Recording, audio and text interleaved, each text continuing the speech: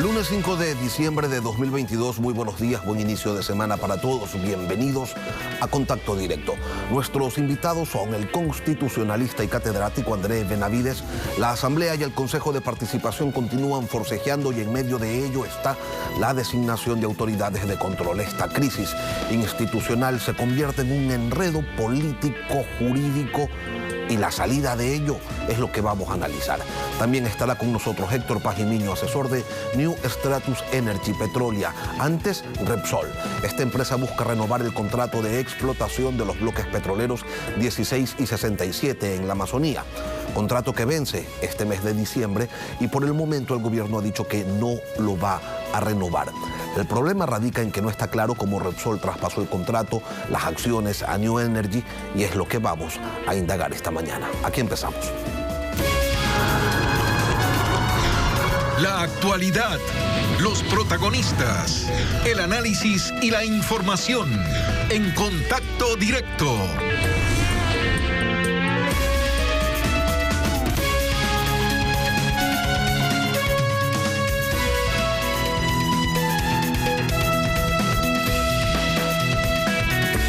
Una vez más, el Ecuador se encuentra a las puertas de un arbitraje internacional. Siempre los gobiernos nos dicen que están defendiendo los intereses del país con sus decisiones, pero lo cierto es que en tribunales independientes le terminan dando la razón a quienes demandan al Estado y se ordena el pago de cientos o de miles de millones de dólares. Pero ese no suele ser el único perjuicio. Hoy estamos ante la posibilidad de un nuevo litigio por asuntos petroleros y nos acompaña Héctor Pajimiño, asesor de New Stratus Energy Petrolia, empresa que decidió iniciar una controversia al considerar que sus derechos han sido violentados. Buenos días, Héctor, bienvenido a Contacto Directo. Buenos días, Lenin. Un gusto. El 15 de octubre del 2021, Repsol Ecuador S.A. solicitó la autorización para transferir o vender las acciones que las empresas españolas Repsol Exploración y Repsol Petróleo tenían a favor de un nuevo beneficiario, New Stratus Energy. ¿El Ministerio de Energía aprobó o no esta operación? Así fue, Lenin. Pero permítame, para poner en contexto esta conversación, mencionarle algunas conclusiones de un estudio que yo presenté recientemente en la Academia Ecuatoriana de Ciencias de la Ingeniería, relacionada con el sector petrolero. Mire, los proyectos petroleros normalmente tienen un periodo de gestación en el orden de 15, 20 años. Si nos remontamos a esta última 2 décadas, eso se traduce en que han habido 6 gobiernos durante ese tiempo. 6 políticas, si se las puede llamar así, distintas. E incluso en algunos casos, como en el presente, posiciones y políticas diferentes dentro de un mismo gobierno. Pero eso no importa, porque se supone que hay un contrato y que se tiene que respetar y ahí están dadas las condiciones para trabajar en este caso dentro de bloques petroleros. Así es, así debería ser, ¿no es cierto? Lo único que la empresa ha solicitado es que se respete lo establecido en el contrato, que es su derecho a solicitar una extensión del mismo a cambio de nuevas inversiones. A ver, dejemos en claro algo. Ustedes no están reclamando que se extienda el contrato. Ustedes lo que piden es, queremos presentar una oferta y ustedes dirán si es que les resulta conveniente o no. Claro, esa oferta evidentemente conlleva la extensión del contrato, porque nadie va a hacer una inversión de 200, 300 millones de dólares en los próximos 2 años si el contrato no se extiende. Ahora, el Ministerio de Energía y Minas señala que cuando se dio la venta de las acciones, esta venta tenía que darse entre empresas de similares características y New Stratus Energy no es del tamaño ni no es operativa ni técnicamente similar a Repsol. Así es, no lo es, pero en ninguna parte se establece tal disposición. De hecho, las transacciones que se han dado en este país, cuando Conoco le vendió a Maxus, cuando Agip le vendió a Pluspetrol, No se puede comparar el tamaño de esas empresas. Ahora, ¿qué es lo que le interesa al Estado o lo que debería interesarle al Estado? Que la operadora, es decir, la contratista, esté debidamente calificada. En este caso, Petrolia, que antes se llamaba Repsol Ecuador S.A., es una empresa que tiene 28 años de experiencia en el manejo de estos bloques. Y tiene los debidamente suficientes calificada. recursos, Héctor, como para, más allá de las calificaciones, cuenta con el financiamiento, con el músculo económico para realizar esas inversiones que esos dos bloques requieren. Desde luego que lo tienen, pero ni siquiera nos están dando la oportunidad para demostrarlo.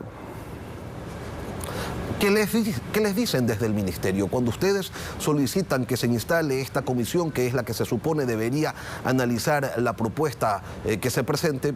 ¿Qué les dicen? ¿Por qué no? Bueno, lo último que nos han dicho es que la decisión del gobierno es de revertir estos bloques al Estado, es decir, entregárselos a Petroecuador. Hasta, dicen ellos, hacer una nueva licitación.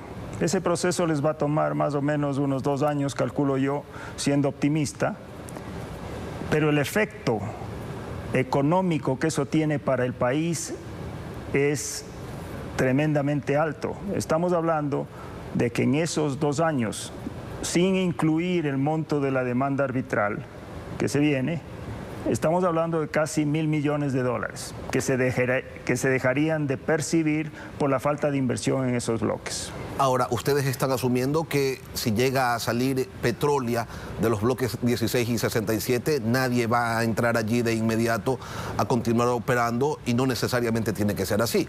Podría conformarse, como antes ha ocurrido, una unidad ejecutora de Petroecuador o de Petroamazonas para que los bloques continúen en operación. Sí, desde luego que continuaría la operación bajo Petroecuador. Pero la pregunta es si se van a hacer las inversiones que nosotros hemos propuesto hacer en los próximos 2 años. Mire, Lenin, no sé si la cámara me ayuda. Este gráfico muestra un perfil de producción, es decir, la producción de petróleo en el tiempo. La curva superior es aquella que corresponde a la producción que se tendría en esos bloques con las inversiones que hemos propuesto a partir del 2023. La curva inferior sería continuar las operaciones como están. La diferencia entre las dos curvas es el volumen de barriles de petróleo que se dejaría de producir en esos 2 años. Eso conservadoramente está valorado en $715 millones.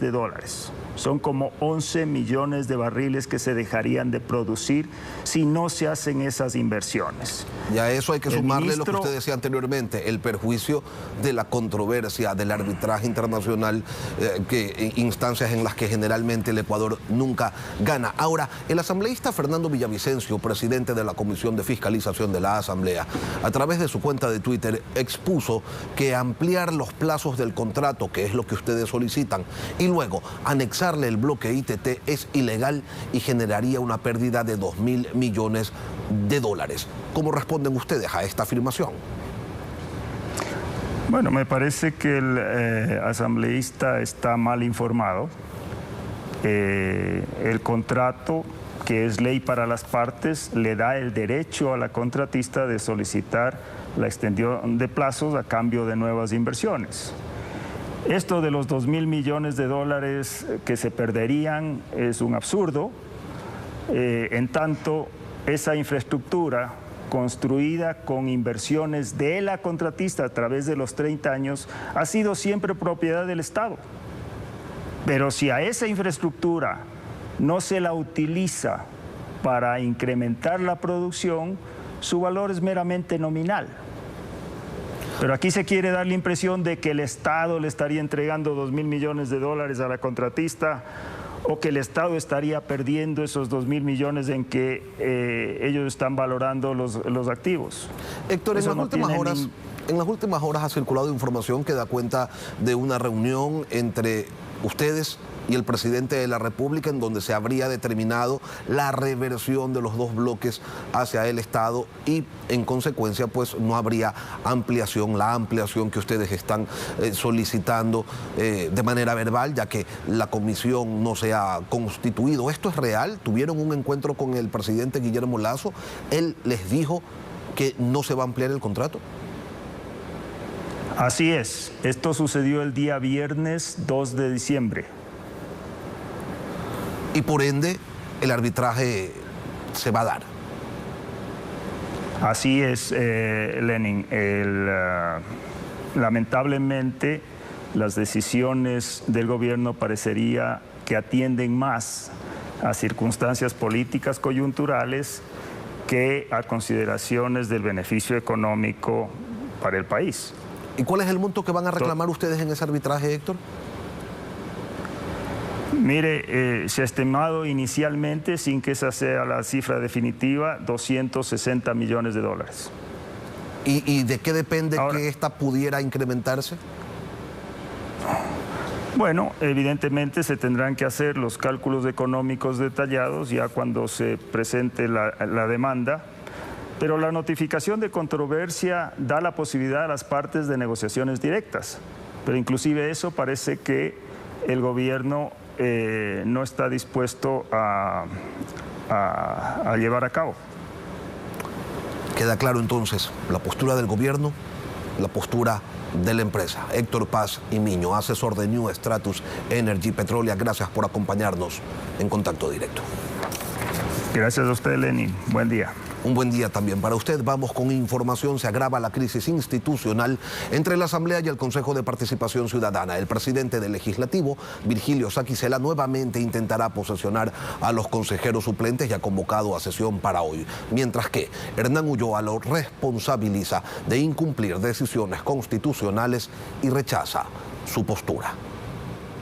En un tercer intento, el presidente de la Asamblea Nacional, Virgilio Saquicela, convoca nuevamente a la posesión de consejeros de participación suplentes. La intención sería que reemplacen a quienes fueron destituidos del pasado 18 de noviembre por juicio político. La sesión será este lunes 5 de diciembre a las 7 de la noche. Es que la mayoría del legislativo no reconoce la medida dictada por un juez de la Concordia que restituyó en sus cargos a Hernán Ulloa, María Fernanda Rivadeneira, Ibeda Estupiñán y Francisco Bravo. Tampoco reconocerán a las autoridades que ellos nombren, como el superintendente de bancos Roberto Romero, a quien no posesionarán en el pleno de la Asamblea. Lo dejaron claro en un comunicado firmado por Saquicela, los dos vicepresidentes y los coordinadores de las bancadas correísta y social cristiana. El actual superintendente de bancos para nosotros no puede ser posesionado toda vez de que ha sido electo por personas que no son quienes lo tenían que elegir. Que el señor Ulloa y los otros 3 consejeros dejen de estar haciendo daño al país y acepten su realidad. Han sido destituidos por la Asamblea. Así responde Ulloa. Que quede claro ante el país que la única persona que está provocando una crisis institucional en el Ecuador es el presidente de la Asamblea Nacional. Aquí se tiene que respetar la autonomía y la independencia judicial y no podemos permitir que ningún organismo se atreva a decir que los jueces no pueden resolver en algo que les corresponde y peor aún no acatarlo. Aún no se conoce a quienes llamó la Asamblea para su posesión como consejeros suplentes. Varios ya declinaron en las convocatorias anteriores. Y luego de la pausa volvemos con el abogado André Benavides, constitucionalista. Con él vamos a tratar de desenredar el caos institucional que se ha formado luego de una nueva pugna entre el Legislativo y el Consejo de Participación Ciudadana. Ya volvemos.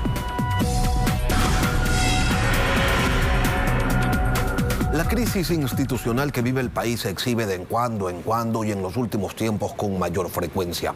Es innegable que existe un plan en marcha que atraviesa de manera transversal algunas funciones del Estado y es por eso que el presidente de las altas cortes de justicia se reúne abiertamente con asambleístas o con sentenciados por corrupción. Es por eso que desde el Legislativo, la mayoría que lo constituye, se busca traspolar a otras instituciones como el Consejo de Participación Ciudadana. Esto a manera de ejemplo, porque no es lo único que sucede. Para analizar lo que está ocurriendo, su legalidad y las posibles salidas, nos acompaña Andrés Benavides, abogado constitucionalista, catedrático. Buenos días, Andrés, bienvenido a Contacto Directo. Buenos días, estimado Lenin, un cordial saludo para usted y para todos los ciudadanos que nos miran a través de Contacto Directo. Antes de entrar a los detalles, a los hechos específicos que componen esta crisis, ¿cuál es la razón por la que el país se encuentra expuesto a este tipo de manifestaciones? ¿Tenemos instituciones débiles, un marco legal con demasiados vacíos, sujeto a las interpretaciones de las mayorías políticas, un conjunto de intereses insaciables o todo junto? Bueno, yo creería que son todas las anteriores, estimado Lenin. Lastimosamente, nuestro diseño institucional nos resulta insuficiente. También vemos que existen ambigüedades, vacíos y contradicciones tanto en la Constitución como la ley que han sido motivo de intereses, de interpretaciones de carácter político. Y es por eso que vemos muchas veces que nuestros políticos, utilizando este tipo de argucias, lo que hacen es darle un golpe a esa débil institucionalidad y evidentemente generando situaciones de inseguridad e incertidumbre jurídica. Ejemplo de aquello, estimado Lenin, es que nuestros políticos tienen como deporte favorito el de presentar acciones de protección, ya sea para meterse por la ventana en el puesto público y cuando ya están en el puesto y son censurados y destituidos por la Asamblea Nacional, atornillarse. Pero también vemos la otra cara de la medalla, en el sentido de que nuestros políticos también, principalmente la Asamblea Nacional, ya ha tenido como costumbre el de no acatar órdenes judiciales, lo cual en efecto puede configurarse como un desacato a autoridad competente. Vamos a los hechos. La Asamblea destituyó a 4 consejeros de Participación Ciudadana y un juez de la Concordia emite unas medidas cautelares suspendiendo una acción que es propia del legislativo, la facultad de fiscalizar. ¿Puede o no un juez suspender una decisión legislativa de ese tipo? Bueno, lo primero que tendríamos que decir es cuáles son las razones de la Asamblea Nacional para solo censurar y de destituir a 4 de los 7 integrantes del Consejo de Participación Ciudadana, cuando debían haberse ido a su casa los 7 integrantes que no han designado a las principales autoridades de control, Contralor General del Estado, superintendentes, defensor del pueblo, defensor público, etc. Ahora, ya en estricto sentido, en este caso, en efecto, la Corte Constitucional, nuestra Constitución, la Ley de Garantías Jurisdiccionales, nos indica que cualquier acto de poder público, llámese Asamblea Nacional, Presidente de la República o Consejo de Participación Ciudadana, que sea violatorio de derechos constitucionales, puede ser susceptible de una garantía jurisdiccional, como en este caso una acción de protección o una medida cautelar. Pero André, ¿puede la Asamblea entonces inobservar la resolución de ese juez bajo el argumento de que la justicia no puede interferir en lo que ellos dan por llamar la primera función del Estado? En este caso, estimado Lenin, esta medida cautelar tiene varios problemas. Primero, que el juez no es competente para conocer este tipo de procedimiento en razón del territorio. Segundo, no puedes plantear una medida cautelar cuando ya se les destituyó, lo que correspondía era una acción de protección con medida cautelar conjunta.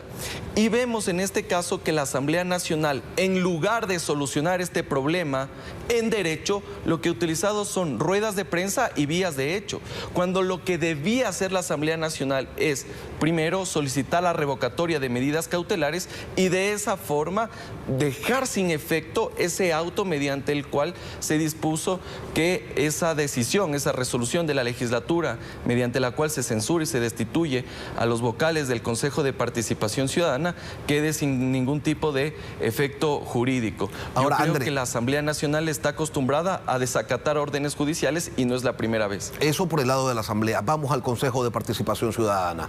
Las actuaciones de esa mayoría destituida, pero que continúa sesionando y tomando decisiones, ¿son legítimas? Por ejemplo, la designación al superintendente de bancos, ¿tiene valor? ¿Es legal? A ver, aquí tenemos un problema, estimado Lenin. Si bien es cierto, aquí el juez de la Concordia que dio esa medida cautelar es incompetente y esa medida cautelar no es viable, está surtiendo efectos jurídicos, y lo que entenderíamos, al menos en teoría, es que los señores podrían ejercer su cargo. No obstante, vemos que en los últimos días se dieron actuaciones que podrían ser motivo de otro juicio político. ¿Por qué? Porque el Consejo de Participación Ciudadana lo único que hace es designar a la autoridad de control, en este caso el superintendente de bancos. Pero vemos que se tomó incluso hasta posesión, cuando la propia Constitución de la República y la Ley Orgánica de la Función Legislativa nos dice que el que posesiona es el Pleno de la Asamblea Nacional. Por lo tanto, ya estaríamos viendo que existe una arrogación de funciones, tratando de ver el mecanismo de que se puedan solucionar este tipo de omisiones que existen y poder nombrar a una autoridad. Ahora, el Consejo de Participación Ciudadana, a través de un comunicado, está requiriendo a la Asamblea Nacional que posesione a Roberto Romero como superintendente de bancos. Sin embargo, la Asamblea ha dicho a través de un comunicado que no lo va a hacer. ¿Puede el legislativo decir, esto es mi obligación, el posesionar a las autoridades, pero hoy decido no hacerlo porque a ustedes, señores, yo los destituí y por lo tanto todo lo que hagan no tiene ningún valor? Lastimosamente vemos que nuestra Asamblea Nacional actúa según los afectos y desafectos, y aquí, más allá de las actuaciones que tenga el Consejo de Participación Ciudadana, la ciudadanía, el país requiere que en esos cargos estén ya designados, posesionados las principales autoridades de control. Claramente aquí vemos una intención de la Asamblea Nacional de tratar de boicotear este proceso de designación y más bien ver si es que en efecto se nombra a otro superintendente que pueda responder a los intereses de la legislatura. Ahora, todo esto que vemos, André, que hace el legislativo, que hacen los destituidos consejeros, al final de la historia no tiene ningún tipo de consecuencia de carácter legal, y por eso es que nos movemos de manera circular y cada cierto tiempo asistimos a este tipo de espectáculos tristes para la institucionalidad y tristes también para la República. ¿Por qué? ¿Por qué no hay sanciones? ¿Por qué no hay consecuencias? Si se supone que todo lo que están haciendo todos está mal. Bueno, lastimosamente nuestra justicia tiene un doble rasero. En algunos casos se aprieta el acelerador y se persigue y se sanciona, y en otros casos nuestra justicia constitucional principalmente mira hacia otro lado. Vemos que aquí existen abusos, por ejemplo, de medidas cautelares, de acciones de protección, y no pasa nada. Pero también vemos, estimado Lenin, que nuestra Asamblea Nacional incumple decisiones judiciales. Ya en algunos otros casos la Asamblea Nacional no ha acatado acciones de protección, medidas cautelares, y no ocurre nada. Yo creo que es un momento importante para quienes se encuentren afectados, activen los mecanismos correspondientes, como por ejemplo la acción de incumplimiento, y que sea la Corte Constitucional quien sancione a los asambleístas que no están sobre la Constitución y no están sobre la ley, y que en este caso lo que deben hacer es ser los primeros garantes de la institucionalidad y de la vigencia del Estado de Derecho. Pero lastimosamente vemos que no es así y no se han tomado las medidas correspondientes que permitan corregir estos defectos, y evidentemente se genera una situación de discrecionalidad y arbitrariedad. Una cosa más, la Asamblea, a través de un comunicado, ha expresado que el Consejo de la Judicatura debe actuar sobre el juez de la Concordia, que la Fiscal General del Estado debe hacer tal y cual cosa ante los acontecimientos. Obviamente están esperando un respaldo a sus actuaciones, me refiero a las actuaciones de la Asamblea, pero siendo que el legislativo tiene facultades de fiscalización sobre esos órganos del Poder Judicial y sus titulares, ¿cuenta este tipo de sugerencia o de insinuación como presión, injerencia o amenaza? Bueno, yo creo que la Asamblea Nacional no está en sintonía con lo que pasa en la realidad judicial de nuestro país.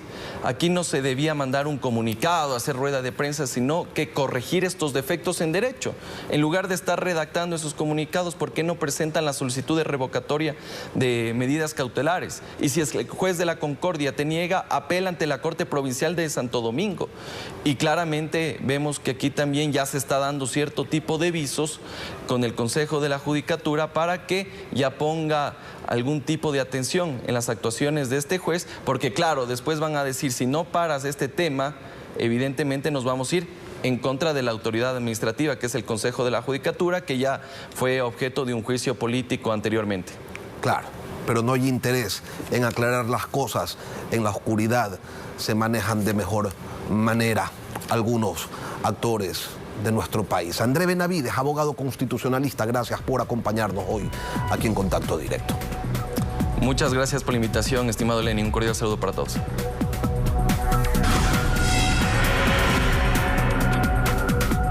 Y en medio de la disputa por la terna para presidente del Consejo de la Judicatura se filtra un audio que compromete al titular de la Corte, Iván Saquicela, al punto que otro juez le pide que renuncie.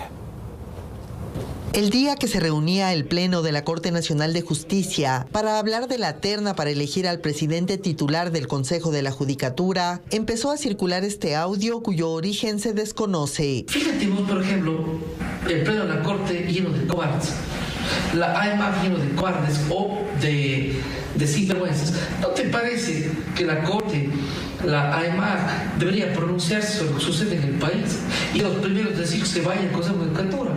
Es la voz de Iván Saquicela, quien dice que la grabación no es actual. Data del periodo en el que fue suspendido por decisión del presidente encargado del Consejo de la Judicatura, Fausto Murillo, y el vocal Juan José Morillo. Cuando fui suspendido injustamente y le dio un infarto a mi madre y murió. Y yo sentía mucha indignación y aún siento por lo que sucede en la función judicial. Pero aún así, esas expresiones son una referencia a lo que dice el interlocutor. El audio ha provocado que uno de los jueces de la Corte pida la renuncia de Saquicela. Que no hay excusa que valga y que pueda justificar tan lamentable hecho por parte del presidente, que por él mismo debería tener la dignidad de renunciar, porque a quienes se debe, que es el seno de la Corte Nacional de Justicia, los ha ofendido. Lo importante es que hay detrás y queda evidenciado a todas luces que lo único que se quiere es impedir que la justicia y el país cuente con un presidente titular del Consejo de la Judicatura. La Asociación de Jueces y Magistrados del Ecuador, AEMAG, que también es nombrada por Saquicela en el audio, emitió este comunicado. Es de suma importancia para nuestra organización exigir una respuesta al presidente de la Corte Nacional de Justicia sobre esta grabación, pero marcan distancia del pedido realizado por el juez Byron Guillén. La AEMAG no es un actor político para estar inmersa en pedidos de renuncia de funcionarios sujetos al control político de la Asamblea Nacional. Lo de fondo, la terna para elegir al presidente del Consejo de la Judicatura sigue en el limbo. Volverá a tratarse en la Corte la próxima semana. Y así terminamos Contacto Directo. Las noticias continúan en Televistazo en la comunidad. Que tengan todos un buen día.